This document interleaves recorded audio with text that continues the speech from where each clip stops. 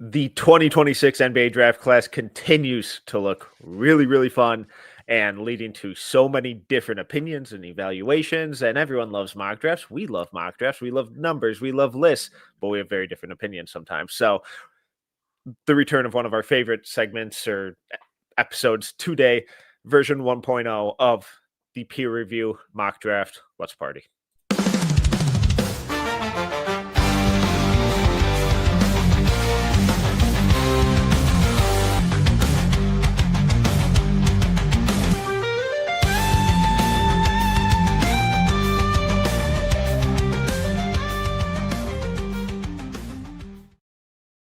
Welcome to another episode of the No Ceilings Podcast. I'm Tyler Metcalf, joined as always by Tyler Rucker. Rucker, how we doing?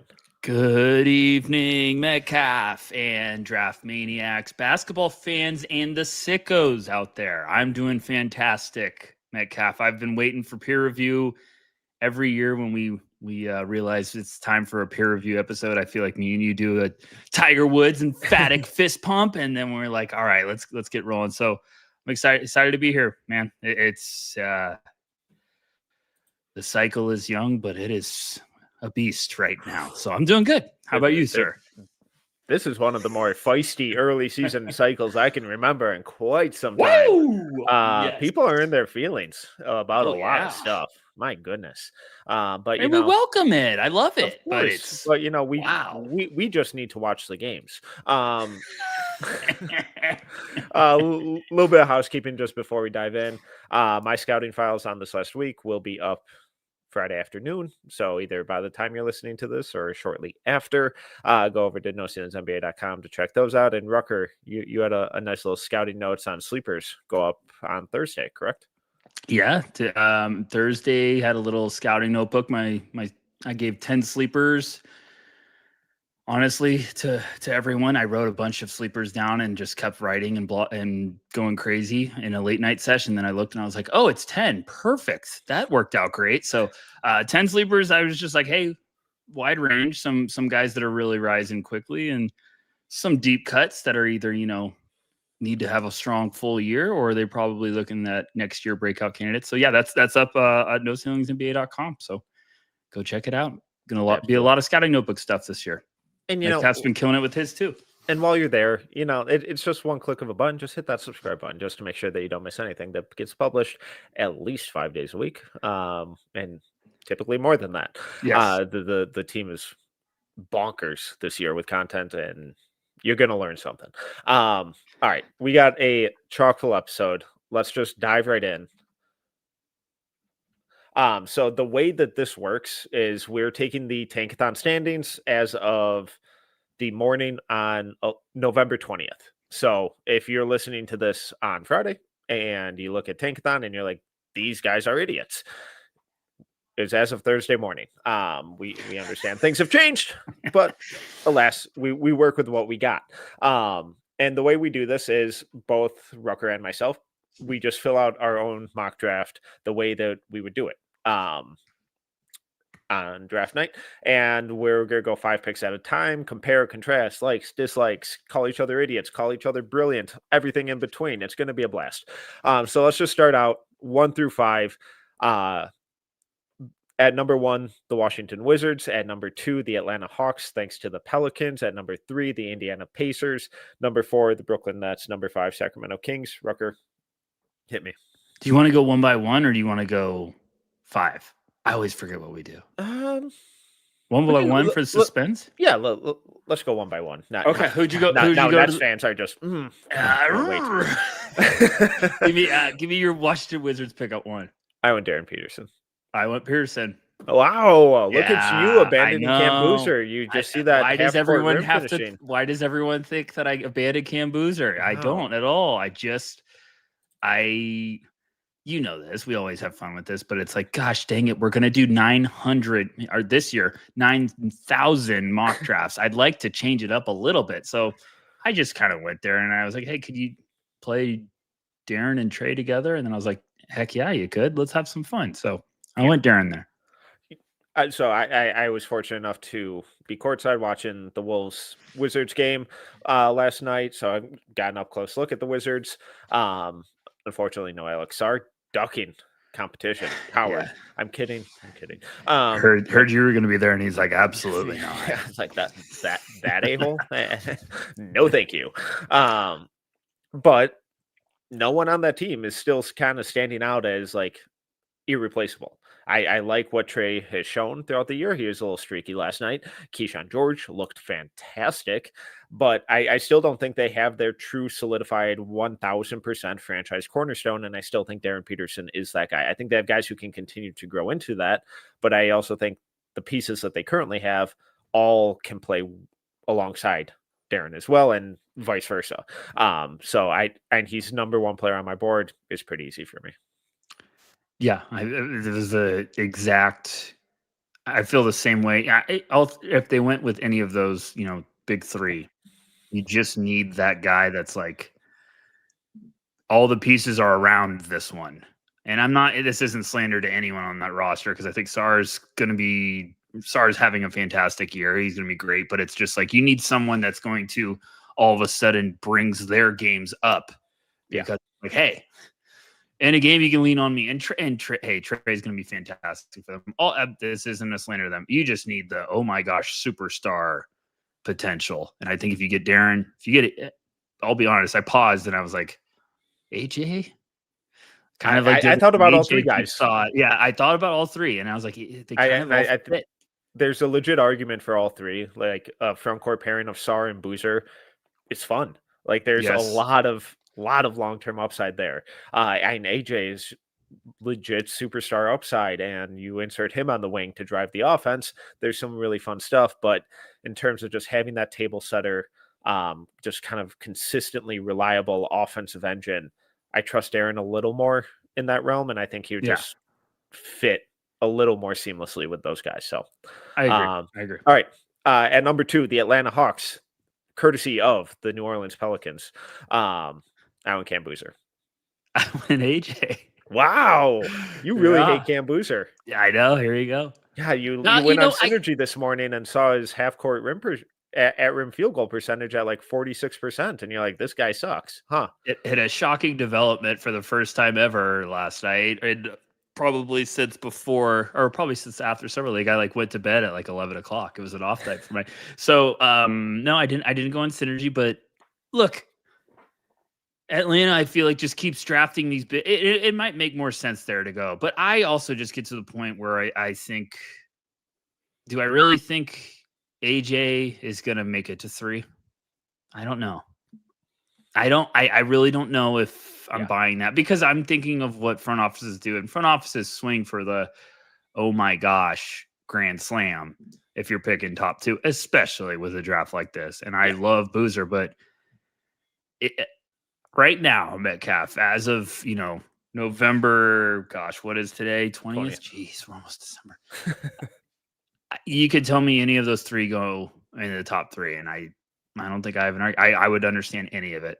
Yeah. And I know people are so ready for the Boozer hate, but just give him a couple months. We'll see, folks. Like, he's going to need one game, and everyone's going to be like, okay, all right, I guess he figured it out, but yeah, I just went AJ there. I was just trying to think like, hey, big swing upside. They have another pick later, but obviously if I was picking 2, I would be swinging for the fences. Yeah, and I still think Cam, because I still like him, unlike you. I do think he has a ton of upside, but I also like him as that complementary offensive piece. And if who knows what they're doing with Trey, but that's where I got thinking about AJ. I said, well, if I'm moving on from Trey, there's the vision of AJ and Jalen. Go ahead. But I think they also have the backcourt depth now with like Dyson Daniels and Nickeil Alexander-Walker, who have really come along, and they're playing some pretty good basketball without Trey while he's hurt right now. So I was like, all right, I think Cam can play with any of those guys and just elevate everyone around him, and just that the athleticism and length and size in the front court with like him, Jalen Johnson, Risa Shea, Okongwu, Porzingis, if they bring him back. Like, I just think there are a lot of really, really fun and versatile lineups that they could throw out there with those guys. But I don't think you can make a mistake. I thought a lot about AJ too, and for what it's worth, I have AJ at 2 and Cam at 3. So yeah.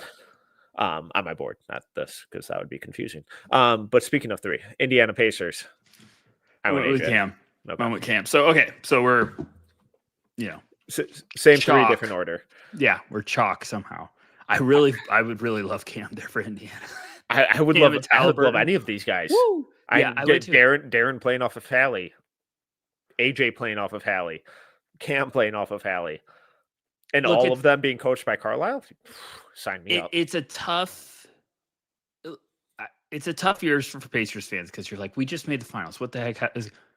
I would be like, just hold on, because if you could somehow land in the top 3, oh my gosh, like it is going to be worth the wait. So it's tough with Halliburton out. I know that team's kind of trying to figure out, but I also think this is a big gap year for Pacers fans. Like you're finding out, okay, who, in a weird way, it's like, okay, who's going to be around? Who, because they're going to be all foaming at the mouth for next year and trying to bounce back. And it's like, okay, who's going to be a long-term piece for this? So, but if you get any one of those 3, I think you'd be pumped. And, I did put Cam there, but I did glance at the name below for a little bit. Oh, I was like, God, you really hate Cam. My goodness. No, I don't hate Cam. Well, it's just now it's becoming a bit of a like, maybe this one more name comes up a little bit. No, I'm not saying I hate Cam. I'm just saying God, maybe. I'm going to turn your Trace Jackson Davis harassment from a couple of years ago into gosh. Get ready, buddy. Get ready. All right, well, we should probably stop bearing the lead here. But at number 4, this is where things I think can get a little wonky. Maybe not. I'm guessing we're going to go chalk here. But the Brooklyn Nets, and, Taylor in the chat is asking, like, anyone in that or close to that top 3 for you. For me, there's still a pretty clear tier divide, but it's shrinking. And it's more so these other guys going up and less so the top guys coming down, if that makes sense. But at 4, I went Caleb Wilson. And for Brooklyn fans that would be bummed, I don't think you'd be that bummed. Why would they be bummed? If you missed out on the top 3, I think you'd be pretty damn pumped with this one. I think you'd be very, very excited. So, hey, Caleb's been fantastic. I think it's still the top 3 for me with a little bit of a gap. I'm just saying now it's at least you're at least noticing the name. Before it was like, oh, it's the big 3. Now it's like, well, but is it? And then it's like, hey, if we have this type of play with conference play, like if he keeps doing this in conference play, it's gonna be like, it's a conversation. Like let's at least start it, So I know there's so many North Carolina fans online that are very passionate. I've met a lot of you, even after saying great things about Caleb. Yeah, just be patient. Let's wait a little bit. So I'm just going to run through some of his absurd numbers right now. And yes, it's early. I get that he's only played 5 games. I don't care. Currently, his BPM is 20. Which would be the highest in the country for players meeting the minute threshold. It's such an absurd number. You could have given me 100 guesses coming into the year, and I don't think I would have guessed him being the highest in BPM. Effective field goal rate of 67.9, true shooting of 69.1, offensive rebounding rate of 11.1, defensive rebounding rate of 24.7, assist rate of 21.7, turnover rate just 11.6, block rate 6.9, steal rate 4.1, and 40% from 3 on 5 attempts. It's just green across the board, and it's efficient. All of that chaos that I thought was going to be a mainstay in his game is controlled. He's harnessed it, and it's leading to really, really high level basketball. Yeah, I mean, hey, we're getting a lot of comments. Thanks to everyone joining, on live on YouTube, but we're getting a lot of comments. It's like, hey, Cam and Caleb are not that far, and it's like, okay, well, let's just hold on a second, because everyone wants to complain that Cam has struggled against, tougher teams. And then they want to ignore that Caleb is dominating weaker teams. So it's like we have to kind of balance. And I know they beat Kansas and Caleb played great, but it's like we got to kind of balance it out a little bit, because let's give these guys some time. It's always that opening month. It takes guys a little bit of different time to really find their groove, but Caleb has been sensational. Yeah. I thought this is what we were going to get after like 2 months of the season. That's the thing. We're like, he's got so much upside, and when it clicks, it's going to be awesome. We were expecting that click to happen midway through conference play in like late January, early February, maybe. And then it's like, oh man, he's going to finish on a heater. It's like, no, he's just out of the gate hitting the ground running. It's been we did incredible. The 30 and 30, the preseason videos that everyone loved. We did the Caleb Wilson one, and me and you were both like, he could be a monster. It just might not happen right away. Then now we're like, oh my gosh. Turns out he's just Vecna from Stranger Things. He's the Mind Flayer. That's Caleb Wilson's new nickname. That's all I got. I don't want to run. Yeah.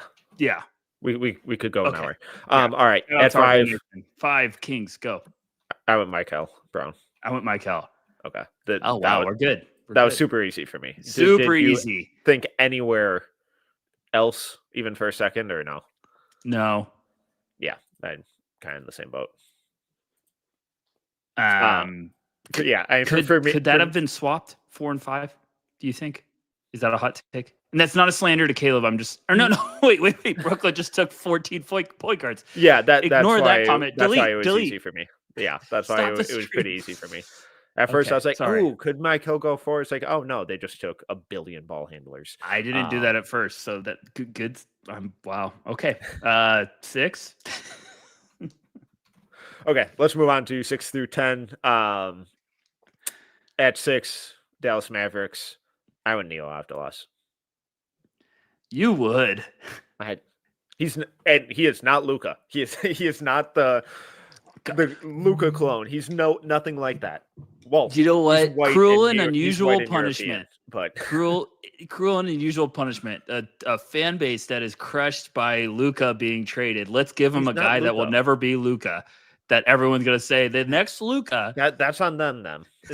Go watch him. He's not Luka. He's really, really fun. He's really good, and having him as again a complimentary piece, especially early on, playing alongside Cooper, being Robin to Cooper's Batman. I like that a lot more than him running the show, playing point guard, initiating everything. So. Shout out Joseph in the chat. He said, is he Franz? I like the Franz. I've heard that a little bit of times. Yeah, you heard that from me. Yeah. Someone in the chat said, Metcalf, I want you picking for the Wizards in the future. We picked the same person. Yeah, I'm smarter than you, so that they get it. Anyways, Neo would be a good pick there because who'd you go with? Player intros, they show him saying, "My name is Neo from the Matrix." That's it, and then no one will ever call him Luke again. I went with Braylon Mullins. Okay, you would. I would. You would. I would. They're going to get rid of Clay, replace him with a basically very, very young version of it. Base that's hurting, you're going to bring in someone really who's going to be compared to Clay.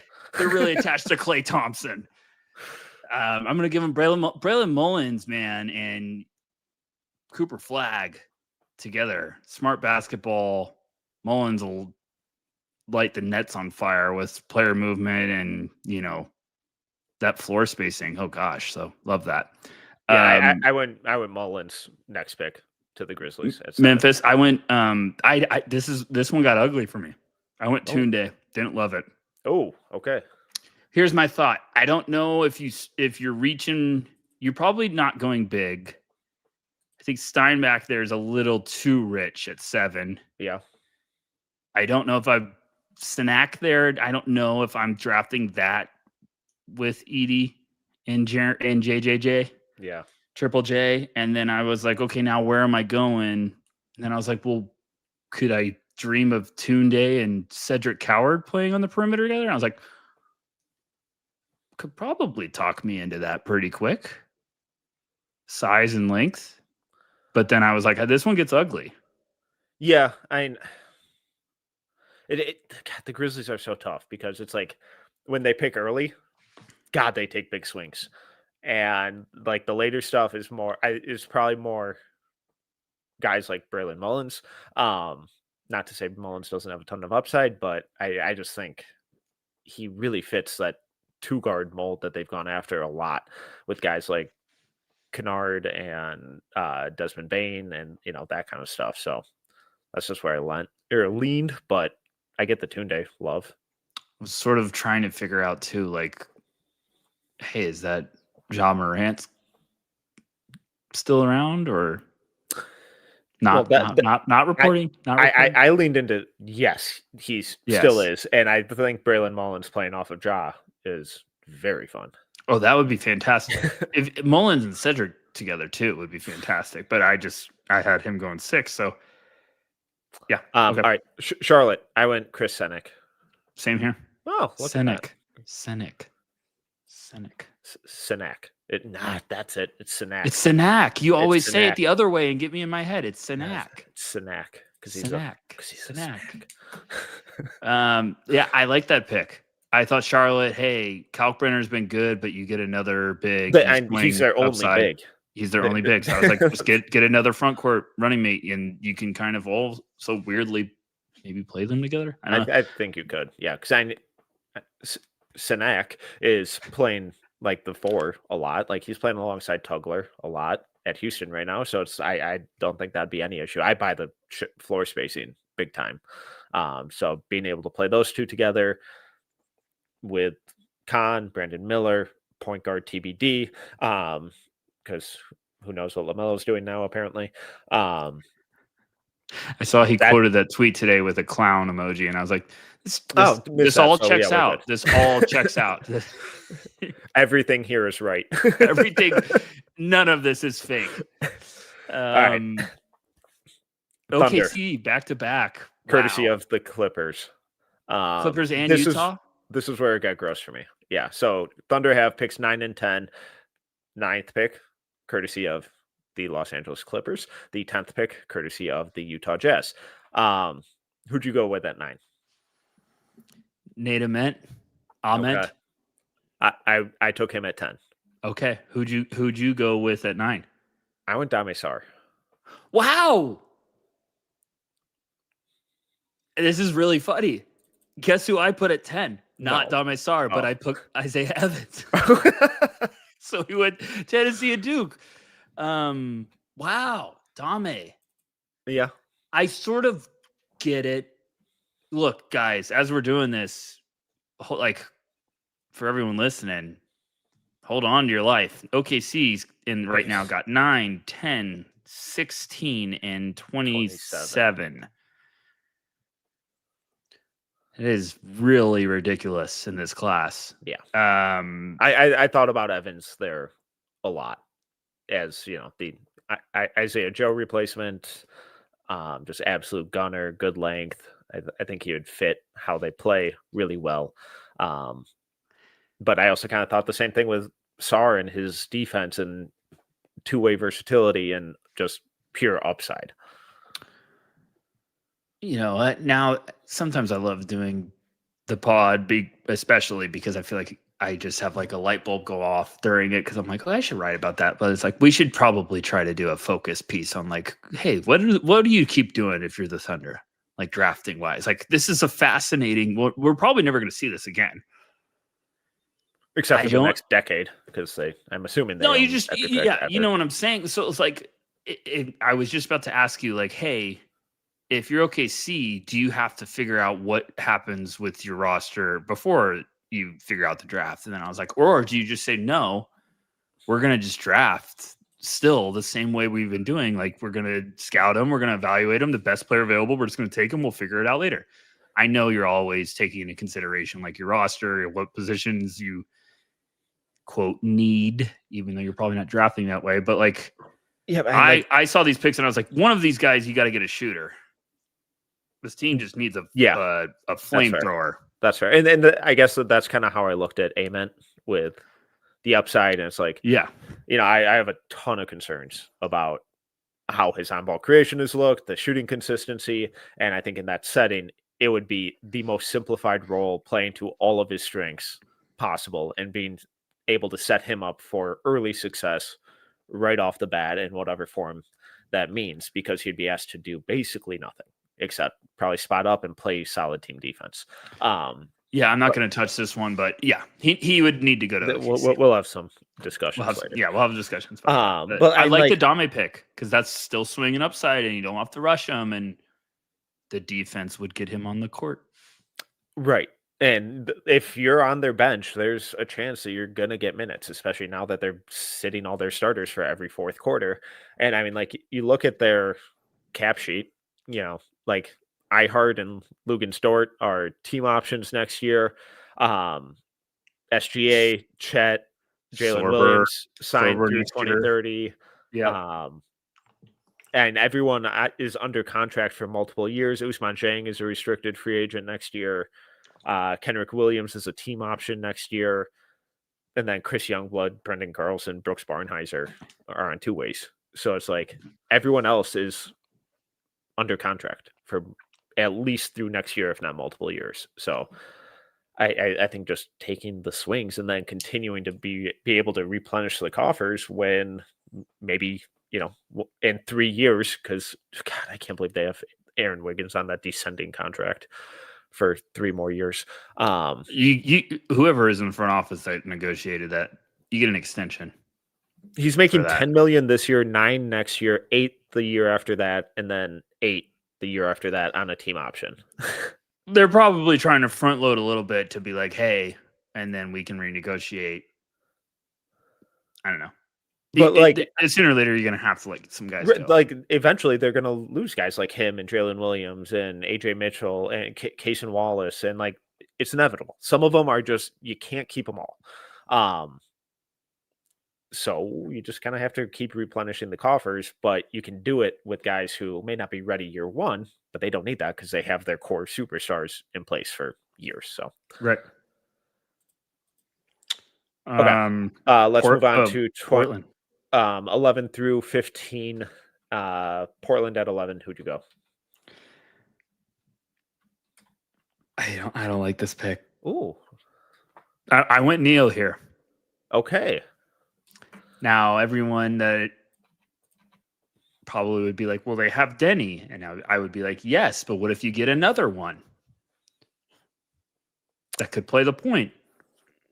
Wow, out on Scoot. What I'm trying First you hate Cam, now you hate Scoot. My goodness. No, I'm trying to give a defensive team some offensive weapons. I'm trying to balance it out. So, like, I don't look like I just don't love anyone there with Portland. I was like, I'm not going a big. I was like, I'm not drafting a big there. Why? Yeah. Also, like, I have no idea what Portland would do after last year with Hansen. Hansen. So I don't know. I kind of wanted to go Phylon there, and then I was like, I don't know. So I went Neil. I went Isaiah Evans. See, that's a good pick. But he wasn't on the board for you. But exactly. I think mentality wise, you'd fit like a glove there. And then just the floor spacing and the stuff that they could run for him, and as an outlet for Shaden's rim pressure and Hansen and Denny's rim pressure and Klingon and Scoot. And I just think he'd be a perfect complementary piece, kind of like what we saw with how effortlessly and quickly Malik Beasley elevated the Pistons offense last year. I think Isaiah Evans could do a lot of the same for Portland. Yeah. I mean, if Evans was there, I'd probably say that's a great fit. Malik Thomas maybe could have gotten into that conversation for me. It's a little rich for me. It's a little rich right now, but if you ask me in a couple months, I might be like, yeah, I'd pull the trigger there. Yeah, I haven't gotten to the Winthrop game either yet, where he apparently single-handedly carried them from embarrassment. All right, 12, Milwaukee. I went Tunde Yesifu. Okay, so you don't like Tunde. I have LeBaron Phylon to Milwaukee. I actually really liked that pick from Milwaukee. Good Lord, can we get the Bucks to draft well? I'm rooting for the Bucks to just like, come on, guys, let's go. I want Milwaukee, the good land.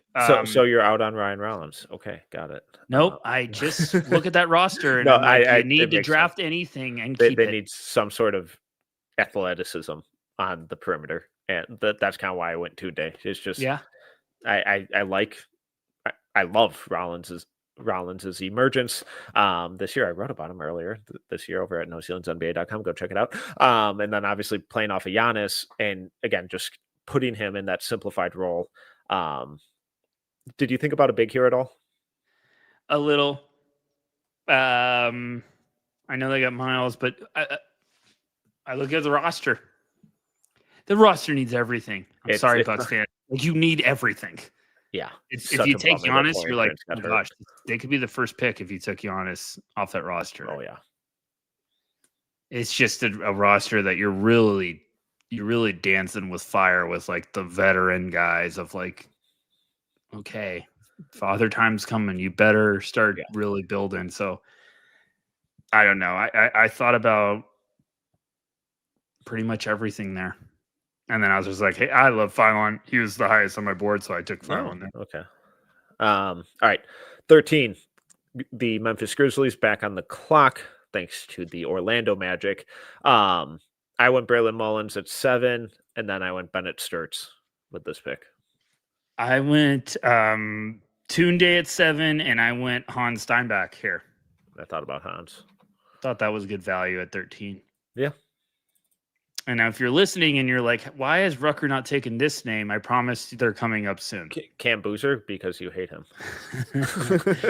I'm going to print Cam Boozer shirts to shut everybody up. Hey, we're recording this, so, you know, we have it on file. So Booze Cruise. I want the Booze Cruise. I'm a big supporter. I have not taken him off of the top of the mantle. Okay, we already talked about Cam enough. Yeah, we don't need to do that. Go ahead.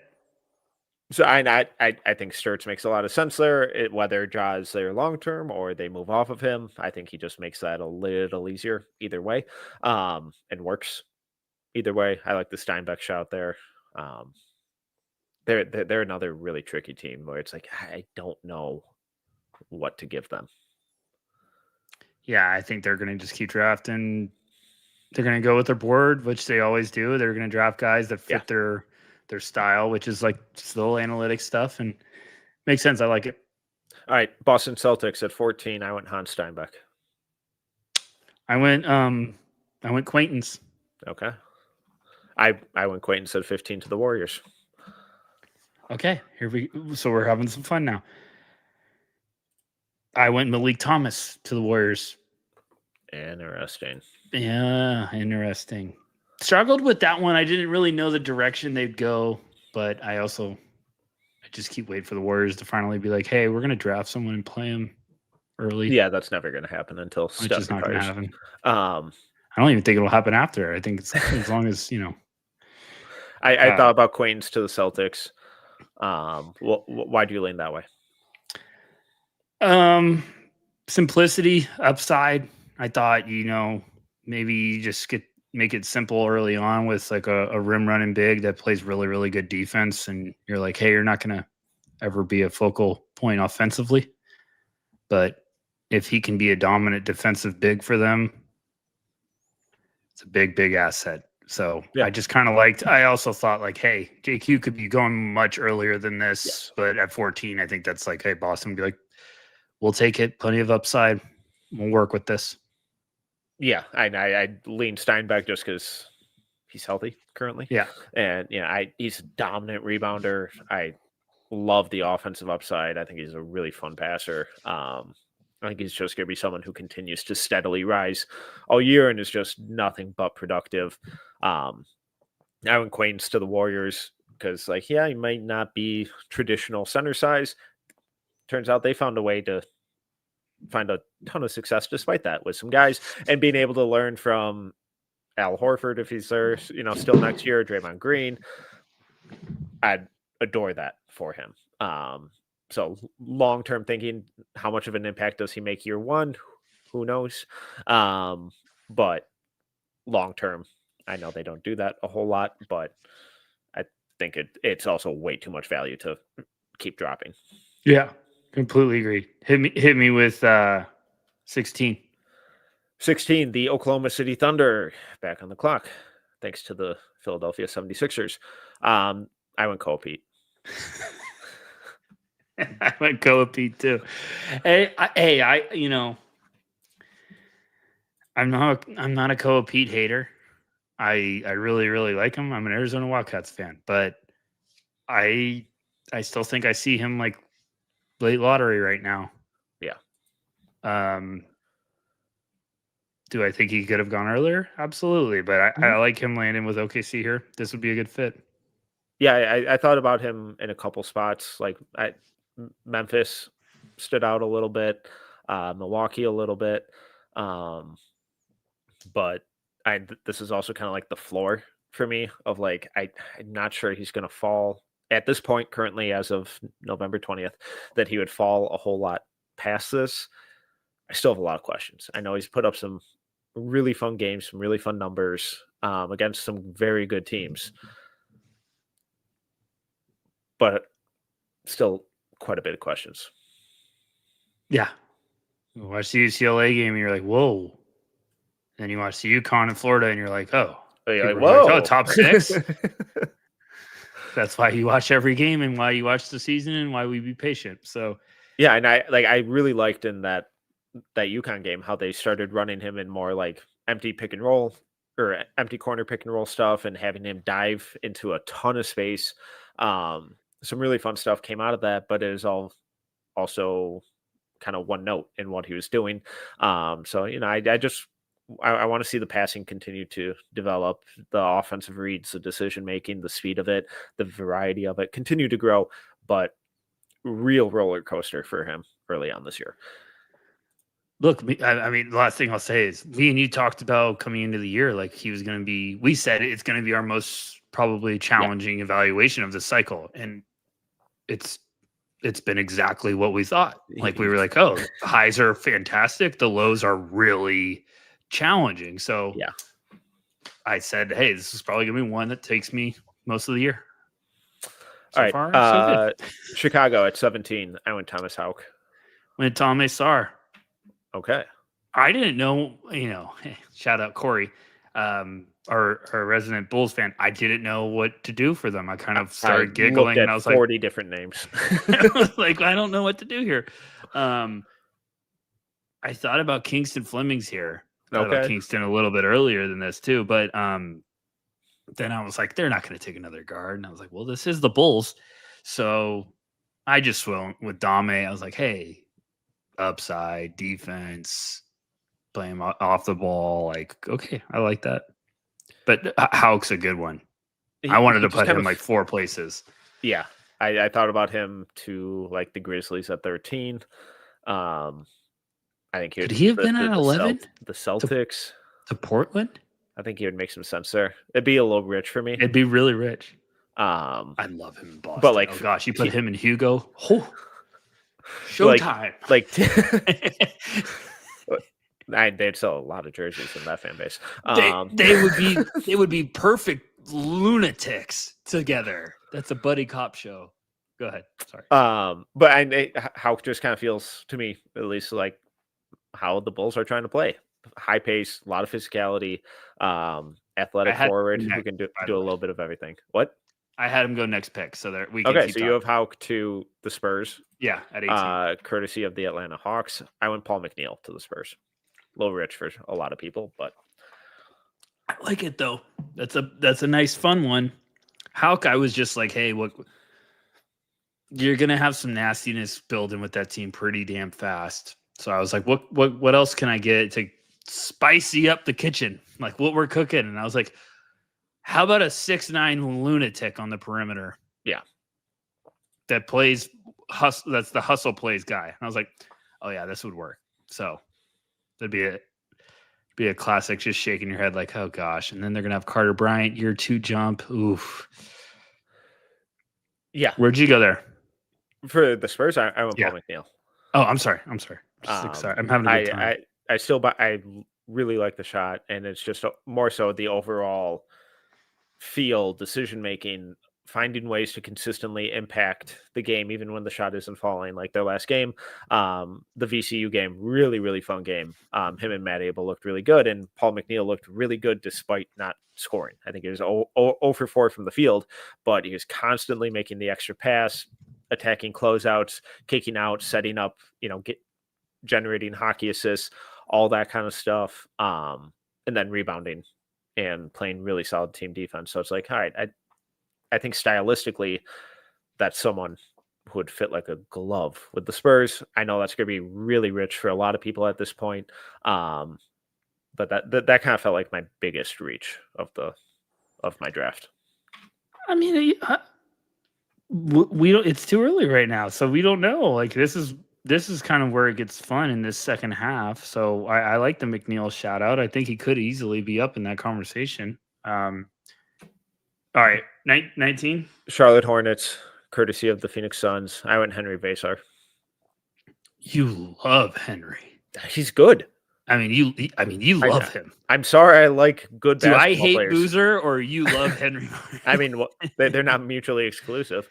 By everyone, I love Boozer. No, I like that pick. That's a good one. So who'd you? So you gave them Sinak and Henry and we're at in size. Kalkbrenner. We're beef. We have the meats. Yeah, right. I think you can play all three of those guys by themselves with each other. You can mix and match. I think you can get weird with it. But I think Vasar provides something a little different than what Kalkbrenner does. So I think he's terrific. I really think he's going to be a late first round pick.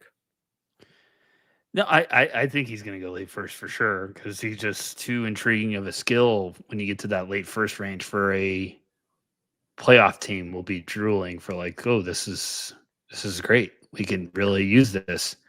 I went Kingston Flemings. Okay. To the Hornets at 19. I think this is going to be a big riser, and I'm a big fan. So, regardless of what happens with LaMelo, I'm still giving guys high feel guys that really look like they know how to play the game, and I love what I've seen from Kingston. Agreed. I thought about him in about 15 different spots in this first round. He's all right. He's been Go ahead. really fun. At 20, the Miami Heat, I went LeBaron Philon. I went Darius Acuff. Okay. That's another tough one. I looked around 5 different names right now, and I was like, man, who's a Heat culture guy? He fell a couple spots for me, but I thought about him a lot at this one. Yeah, I got a name that's going to fall a little bit that people are going to be like, what in the world? But I was also just thinking like, hey, I still think he's going to go lower than he deserves. So we'll keep going. I'll bury the lead. But no, I do want to, even though I haven't said Acuff's name yet, I think he's playing really, really well. An assist rate at 28.2, turnover rate just 13.2. But most impressively to me, obviously, is the outside shot. 42.9% on 9.6 attempts per 100 possessions. That was something I was not anticipating. So I know he struggled against Winthrop the other day, but I just continue to be really encouraged with him, and he continues to be one of the tougher evals for me. He's gonna, if he keeps up the consistency, especially from outside, I think he's going to be a name that just continues to go up. I think people are going to be more and more impressed with him. So, yeah, he's been great to start the year. Really, really great. Okay, moving on to 21, the Atlanta Hawks, courtesy of the Cleveland Cavaliers. I gave them Cam Boozer because I like Cam Boozer. You hate Cam Boozer, so you gave them AJ DeBonsa. With the second pick at 21, I went Christian Anderson. Oh, I did too. Wow, look at that. Good. Look at that. Good. Wow. Okay. Good pick. Fun. Yeah, he's fun. He's a good player. The pick and roll stuff just continues to look more and more impressive. He'd be great there, regardless of, whatever they end up doing, but he'd be great there. 22, New York Knicks. I went Malik Thomas. I went Yaxel Lindenberg. I still like him with the Knicks. I don't know why. You can't quit that fit. Every time we do one of these, I can't quit it. I'm back, like the last 2 times I've been like, I like Yaxel there. I like the toughness. I like the versatility. I feel like that's what they need, but I like it. Yeah, no, I thought about him there, but I'm like, no, get Rucker out of your head. Make a good pick instead. Talk to me. 23, your Minnesota Timberwolves. Tell me about your T-Wolves. This is where I had Acuff going. Wow. You really like him because you put him I, to your team. That's the rules. Everybody knows it. If you mock him to your team, you love him. I'm actually out on Darren Peterson. I had him falling to the spot. So yeah, no, I think Acuff makes a lot of sense. I think a point guard makes a lot of sense, and I'm gonna shock you with mine. he was the best one on the board for me. Who'd you go? I went with Ryan Conwell. Okay, don't hate it. Yeah, I thought this was a good T-Wolves pick. Yeah, little Dante DiVincenzo mini me. I just thought like, hey, what can you get that legit might click and give you versatility? And I know they got Jalen Clark playing good. I know they got all these guys coming up, but I was just like, I also think there's a point with some teams where you're like, hey, can we get a guy that's we think really could help us and be like higher floor? So I think Conwell's gonna be a sleeper, just a sneaky guy. Some team's gonna want to go get. Yeah, and he's coming up for me, but high field player, really strong, versatile off ball scorer.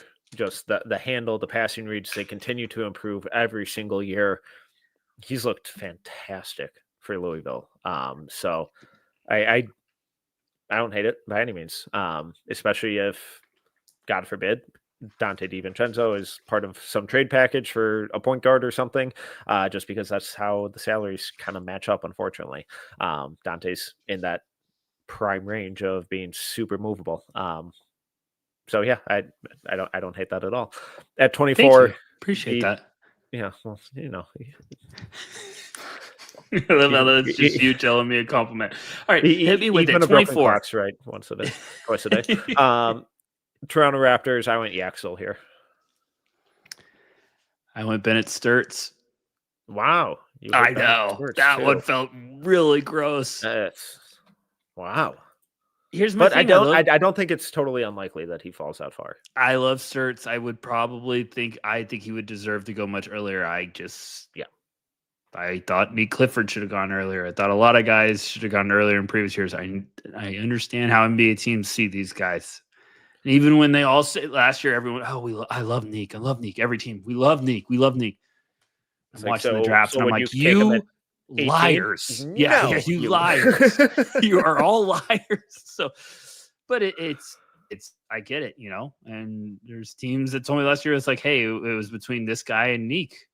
We took the other guy. So it's like, I got a lot of that with, and it wasn't Nick, but it was, Kasparis. And it's like, yeah, it's this guy or Kasparis. Like, this guy or Kasparis. I'm like, God, he's so make a decision and stick with it. So Sturts, I loved him coming into this year. Yeah, I'm waiting to get, kind of funny that we both went with two old guys. Yeah, it is kind of funny for a team that will. But Toronto, new front office. Yes. Yeah. New for first new draft. So maybe they shake it up. But look, that would be a value thing where I'm like, hey, just get someone that can run the show. And they're going to totally pivot and go with a small guard like Tahad Pettiford. 100%.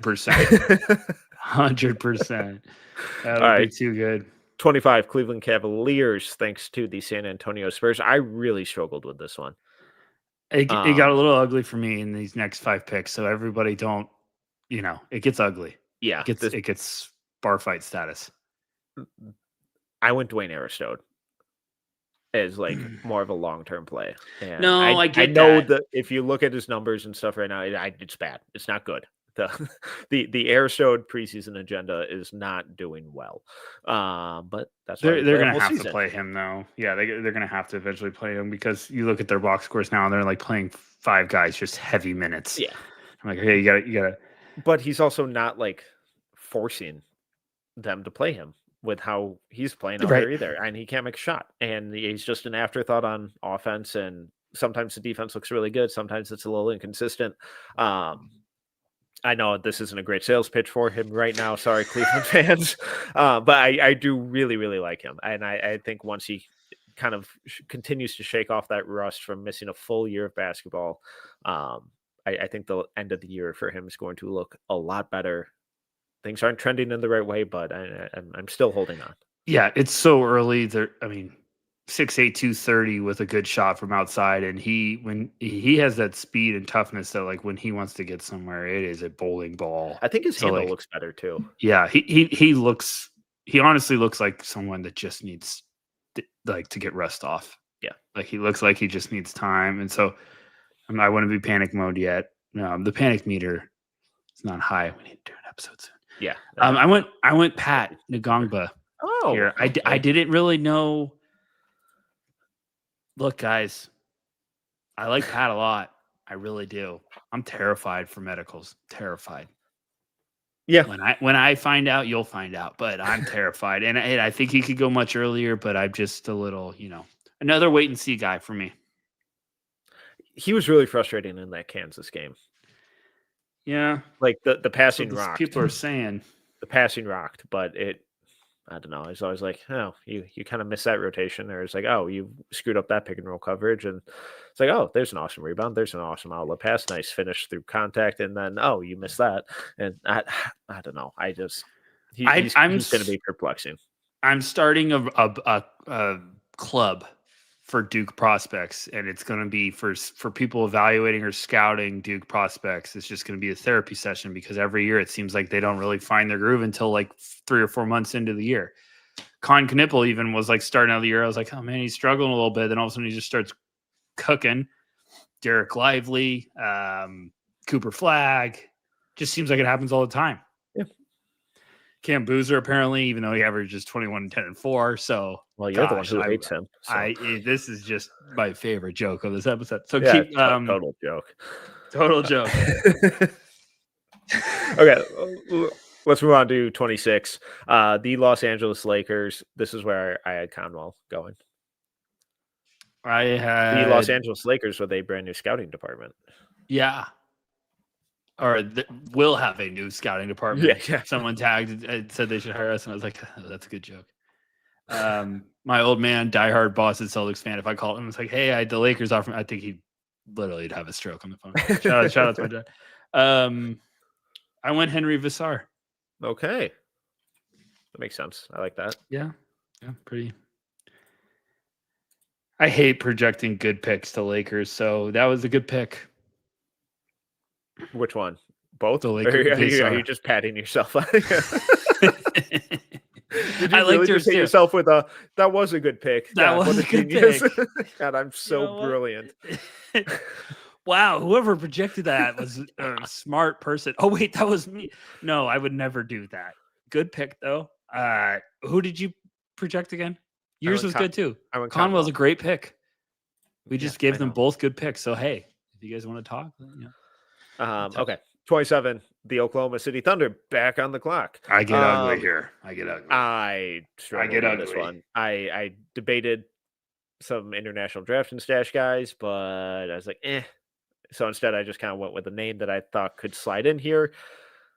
Potentially down the road, I went John Blackwell. Oh, that's a good pick. Okay.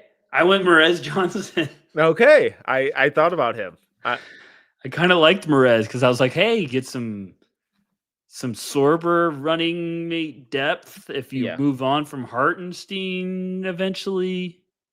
I like Merez a lot. Yeah, I have Merez higher than this, a little higher than this on my board, but he it's like we love him. The Neek conundrum that we just talked about. I kind of had this with Merez for a lot of like these last 5 picks. Yeah. I didn't know what to do. I'm going to be so tired of talking about OKC and Mox because they have so many damn picks, but it's just like, because you're just going to have to be like, well, okay, what did they do with these two? And then that's why I'm like, oh, I need to study the roster because we're going to be doing this all day. But now they get to, like, when they inevitably sell these picks or trade off of them, they get to trade them at a premium because teams who are looking to trade up are obviously going after a guy, or it may be their only way to add a guy at a position of need, via a draft spot because they don't have salary cap room for free agency. Kind of like what the Timberwolves did 2 years ago with moving up for Rob Dillingham. They couldn't have gotten someone at that salary slot right without drafting them. So it's like, oh, well, you desperately need a backup center. Cool. Yeah. You can trade out for 10 for a couple extra, future picks. Why not? So now they get to sell all these at a premium, and we get to do this for the next 20 years. It'll be fantastic. It's fine. Everything's But fine. we keep waiting for them to trade them, and they just don't. I think they're just like, we'll take them. We'll take the guys that have good value, and we'll just. They can't take 4 guys this year. I don't think they can, but on they guaranteed contracts. Well, I They- guess we said the same thing about Brooklyn last year, but I think those are 2 very different organizations. So yeah, I don't know. I'm with you. Eventually, you're gonna have to sell. They will probably take the first 2, and then like you're saying, sell. Or use 9 and 10 to move up to 6 or this something is the for year Dallas. you try to overpay to go up or something to get one piece. Yeah, but I don't know. All right, 28 Denver Nuggets. I was looking at point guards here. Didn't love my options. Probably should have gone point guard. I went Dash Daniels. Wow. A little rich for me, but no, but it might not be because it's a good place. He's so young, and the defense has been really good. That's a really good long-term play. Yeah, that was. I went Cameron Carr. Okay. I thought, hey, let me get another shooter. Maybe Jokic is not having a couple more years left. Maybe you're trying to be like, let's get him some more weapons while we still got the big guy rolling. Although he could play forever, I just don't know if he wants to. Yeah, that'll be interesting. Julian Strawther hasn't hit like they kind of hoped, and Tim Hardaway's been very good for them. Cam Johnson's finding his footing, but he'll figure it out. But you can't have too many of those guys, especially with a facilitator. Like, I didn't really know what else to go. Point guard was probably a good play. That's good. That's good by you. Point guard was probably a good play. All right, 29, the Detroit Pistons. Cameron Carr makes a lot of sense here. I kind of wish I would have done that. I went Matt Abel. I like that pick. Similar thought process. Probably a little rich for a lot of people. If you haven't caught up on NC State, I would recommend it. They're a fun watch. But freshman shooting guard, his field decision-making ability to attack closeouts, be that second side creator, off-ball creator, really encouraging so far. Really like Abel. I think he's going to be a name that slowly heats up throughout the draft season. Yeah. He started out the year really impressive, but I think he's going to really it would not shock me if he's around this conversation. I went Blackwell, John Blackwell. Okay. That one's tough because I weirdly did like Cameron Carr there, and then I was like, wait, I just took him off the board. I did that with a lot of my picks. So, this 25 to 30 range was really rough. Rough. There were like 30 names that. So I know we're inevitably going to leave off some guys that people are going to be like, you morons. It's like, well, we probably thought of them. The Wizards at 30. At 1, we both went Darren Peterson. This is where Kingston Fleming's going. Okay. So Bub and Kingston are your backcourt with Darren, Trey. I think Kingston's more of that pure point guard than Bub. I went JT Toppin. Okay. I just didn't love the front court options remaining, so I kind of was like, hey, let me get some depth, some muscle. I thought about Merez here. I thought about Pat here. I had Terrace Reed. I had JT Toppin / Terrace Reed. That was how I finished my first round, was just saying /. Yeah. Like I had to pick one. I had to flip a coin, basically. If I'm on the clock, I had to flip a coin. So I would go JT, though. I gave a Daimara just like a quick glance, but a little early for me right now. I need a little more consistency from a die. I feel the same way about Terrace. I love Terrace. He's skyrocketing up my personal board, but just want to see a little bit more. But like Toppin, I just thought, hey, you could get the potentially higher floor, safer maybe of just like the garbage man around inside and get some depth. And worst case scenario, he's going to know how to play his role to a good level. So I don't think you could lose with either of those, but I like Fleming's there at 30 would be a robbery. I'm not sure how much. Like next time we do this, I'm not confident that that he'll be there for them at 30. Yeah, I mean that's a good one. Any last thoughts? Any names? There were a lot of names on mine that like didn't make it. Like I haven't totally sold out of London Jemison, but it's getting close because apparently he can't get double-digit minutes anymore. I didn't look good during the Illinois game. No, from someone that has stock, I watched and I was like, all right, we might be having a tough year right now. Dalen Swain, I thought about a little bit. Sergio De La Rey gave a couple glances, especially for OKC and their billion picks. That's kind of that's about it. Yeah, I mean, I'm sort of with you. It's just there's names I'm liking in that second round that I'm like, I don't think they're making enough noise right now. Yeah. To get up there. Matt Abel was a good shout. I really like that pick from you. I think he could get up there, but it's like, hey, we're doing a mock of like right now. Yeah. 2 months. I mean, in a month, these names are going to be completely different. So it's going to be interesting. I don't know how you want to end this. Do you have a name on your list that you're like, I could see him skyrocketing a little bit, or I could see this one going bad? Fleming's obviously. Plummeting. And plummeting. I don't mean going back. We're not projecting returners already. Plummeting feels a little harsh. It's early. But amen.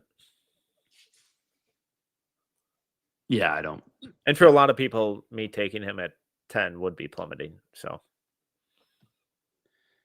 yeah. What about you? Yeah, I'm trying to play about that one.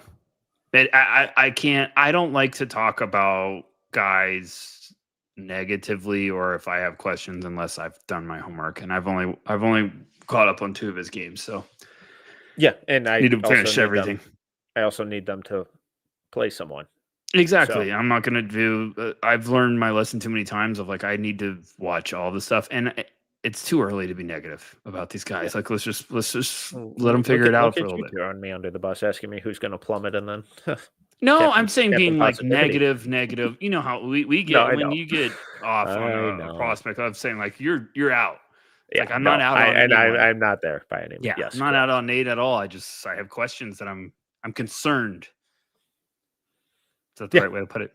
Yeah. I never throw you under the bus. Come always on. Questions. All right. Well, that wraps up the peer review, which means it's time for the No Ceilings Green Room, baby. And we got some updates to make. And in case you are unaware, the No Ceilings Green Room is the most exclusive club in the basketball community. No more than 14 guys can get in. It is not our lottery rankings. Only one can get in per week. Once you're in, your spot is not solidified. You can be booted. Easiest way to be booted: injury and missing games. So, Mr. Darren Peterson, get out of here. Get out. He gone. I have a graphic, but every time he's having in line, he's all the way back home. With all the way back home. Rules are rules, and happens. Without rules, there's chaos. We had to kick him out. Yeah, I don't make them; just follow them. And well, I guess in this case, I do make them. But yeah, it is not our lottery rankings. It's based on production, vibes, potential, prestige, vibes.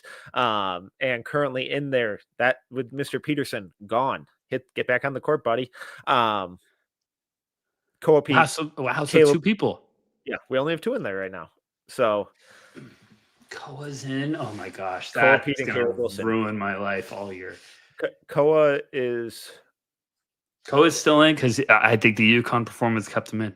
It did by a thread. It kept him in. I was ready to get him out, and he kept him in. He went and got a water at the bar, and now he's back. Agreed. Caleb Wilson, we're good. In line, Cam Boozer, AJ DeBonsa, Michael Brown, Bennett Sturts, LeBaron Philon, Isaiah Evans, Hans Steinbeck, Neo Avdalas, Adai Mara. Anyone you want to put in line? Oh, put in line. Yeah, we got the line first.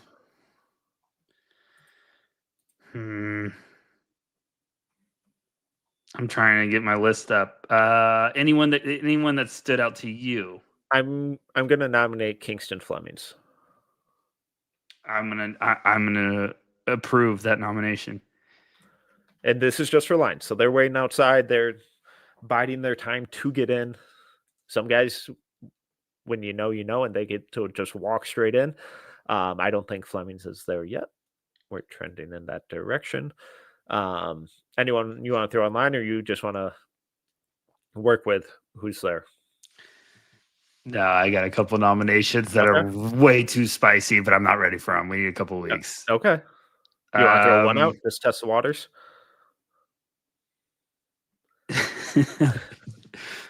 Ibuka Ukori from Stanford. He's got a fake. They kicked him out right away. Yeah. Corey, no, get out of line. Stop trying. Yeah, no, I appreciate the effort, but no. Yeah, I try. That's why I giggled. I don't think I have anyone. No, I don't. Mikel feels me. He's in line, right? Mikel? Yeah, he's in line. I don't think I have anyone to nominate for the line. Okay, that's fine. So sometimes it's a little too early in the night. People are still getting ready, doing their makeup, getting all purty. I mean, is there anyone that I'm missing that you're like, hey, they should probably be in line? I don't think anyone's like. Maybe Malik Thomas, but like, I don't know. You know what? Vibes are pretty high with Malik, though. Yeah, because he kind of carried them. But it was Winthrop. No offense, it was Winthrop. So yeah. So, is Isaiah Evans in line? He's not. Oh wait, yes, he is. He okay, is in line. Thank you. Okay, sorry. Talk about a wild card. Yeah, I love him so much. I don't. Metcalf, I think that's all I got. Saying this. I think that's all we got. I really. Yeah, I think we got a couple guys trending that way. I think Cam Carr could we're be turning in the over a new leaf. Yeah, in a week or so. But hey, this is exclusive. Not everyone gets to get in. All right. So speaking of getting in, who's going in the green room? I don't know. Hit me with the line. Hit me with the lineup again. This is tough. This is a rough week. Cam Boozer, AJ DeBonsa, who's going to be my nominee, Michael Brown, Bennett Sturts, LeBaron Philon, Isaiah Evans, Hans Steinbeck, Neo Avdalas, Adai Mara, Kingston Flemings. I'm going to nominate Philon. Okay. They just beat Illinois. If you haven't watched it, I'm just going to – the vibes are high because Bama – they lost to Purdue earlier in the year. But he's beat St. John's and he just beat Illinois. He has done that. That second half performance from Philon, man, his crunch time. I was like, my goodness. You want to talk about second half performances? What about 7 of 8 from the floor and 6 of 8 from the line? With but Mr. AJ DeBonsa one person won UConn. And one lost. Well, one person had a full team and the other was missing his fellow shooting guard and starting center. And did it single-handedly. Philon was on the road in the state of Illinois against Illinois. Hostile territory. And AJ was in Boston. AJ was in home. No, he wasn't. No, he wasn't. He grew up in the city or the state. They didn't care. This is those UConn fans that drove 20 minutes didn't care. Replacing Darren with AJ is pretty funny. I just don't know if the vibes could get higher for Philon. This is one of those, if he doesn't get in, does he not get in ever? Well, then is that on him or us? I think the sad thing is it might be on us. He's upset too. Was Illinois top 5? No. They were 8. 8. So top yes on the Illinois. They're gonna kill you. I'm just watching. I'm getting massacred. They're gonna kill you. Pod comments all the time. I get massacred. Illinois. Yeah. My dad was born in that state, and I can't say it right. Illinois. Guy, he's a Celtics fan. What is wrong with your family? Yeah, I live in California. I'm a Vikings fan. I'm all messed up. My dad's a Celtics fan because it was one of the only 2 teams or whatever that was on TV at the time. Moving on. So you're saying AJ's first half was bad enough to negate the second half? No. Well, twist my arm. AJ was sensational. He was incredible. Phylon was sensational. One guy had to be sensational for them to win. And one guy had to be sensational to not lose by 25. We can go Phylon. I could go AJ, but I feel like I'm letting him down.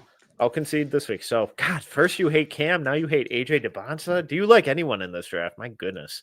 Yes, LeBaron Phylon. You Darren Peterson show. No, you know what it is? It's just like I'm coming off of I watched the game last night and I was like, oh my gosh. No, it's a recency bias class. Yeah, it is a recency bias. I watched the game last night and I was like, he's incredible. Okay, well, LeBaron Phylon, welcome to the green room. It'll be fascinating to see if he stays, because if that shot trends back to where it was last year, bye. But I don't think it will. Roll Tide. He's been fantastic this year. So, man, if you told me after 3 weeks of basketball, the green room would be Koa Pete, Caleb Wilson, and LeBaron Phylon. This is why it's the greatest. I would have told you to go F yourself. Cam Boozer and AJ DeBonsa are just sitting outside of the line like, what is happening? All we do is win and produce, and not good enough. Tough crowd. I mean, Cam, we'd let him in, but he would never finish a drink. Yeah. You said it. The resident Cam Boozer hater. I could have fun too. All right. Well, that'll do it. This was a really, really fun episode. The team's working their butt off. We got a ton of stuff up at noceilingsnba.com. Written work, at least 1 piece a day, a lot of times 2. Subscribe while you're there. No Ceilings Plus subscribers get a ton of extra content, access to us in the private Discord, access to the stock game. Really hope we don't get whooped again this year, but who knows? As long as I beat Rucker, like usual, I'm good. Subscribe to the YouTube channel. Really getting close to 20,000. You guys are incredible. The support continues every year. It's just awesome. But this draft class has been a blast. If you enjoy, as was this episode, if you enjoyed this episode, please make sure to subscribe, rate, review, 5 stars, all that good stuff. But until next time, see you.